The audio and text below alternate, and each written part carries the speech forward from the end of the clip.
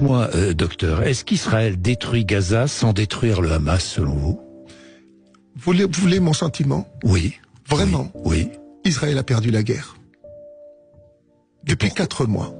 Et pourquoi? Parce qu'il est là tout le temps. Le Hamas est là et continue à tirer.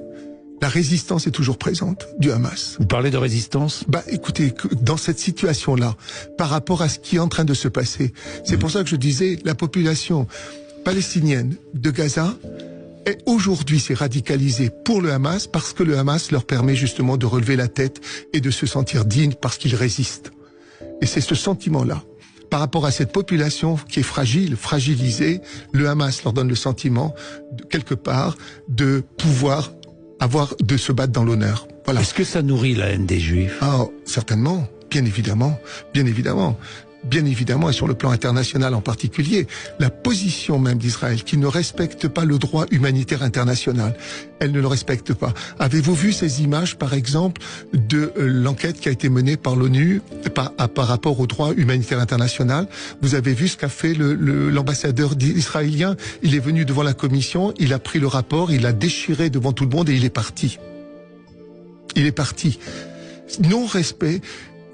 Ce gouvernement est en train de faire de l'État d'Israël un paria de la communauté internationale.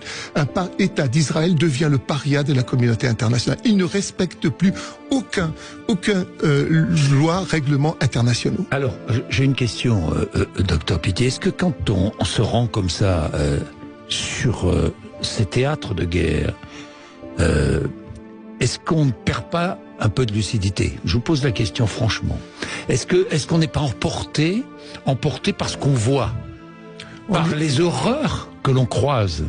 Écoutez, Monsieur Bourdin, ça fait 30 ans que je suis dans les zones de guerre. Oui. 30 ans que je suis dans les zones de guerre. La Syrie, par exemple, ou l'Ukraine maintenant, avec Mariupol, etc. Qui m'a entendu parler de cette façon? Qui m'a entendu parler? On est devant une population qui est dans une nasse, qu'on a ramené progressivement de droite, de gauche, etc., qu'on a ramené vers Rafah en leur faisant croire qu'ils seraient protégés dans la zone de Rafah, que s'ils allaient dans le sud, etc. Et maintenant, on la met dans une situation où on supprime la dignité de ces personnes. Il y a pire que de tuer, c'est d'enlever la dignité des personnes. Pire que de tuer.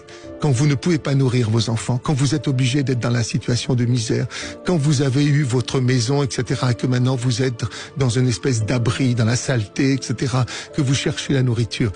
Ça, c'est inacceptable. C'est humainement inacceptable. Qui l'a voulu? Qu'ils se battent contre le Hamas, moi, je n'y vois pas d'inconvénient.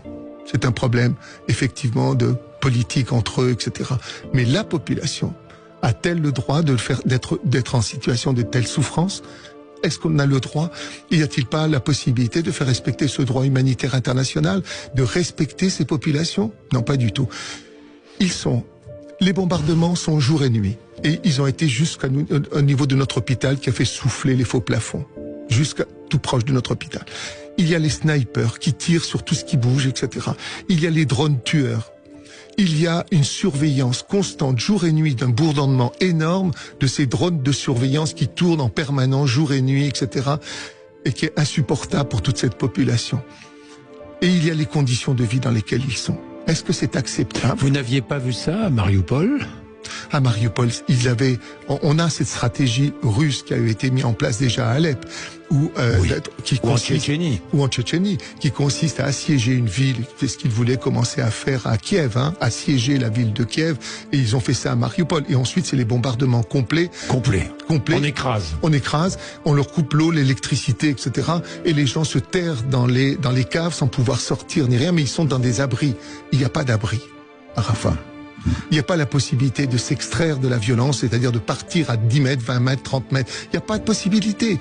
Ils sont 1,4 million complètement pris dans cette nasse. 1,4 million. C'est inacceptable sur le plan humanitaire. C'est inacceptable. Et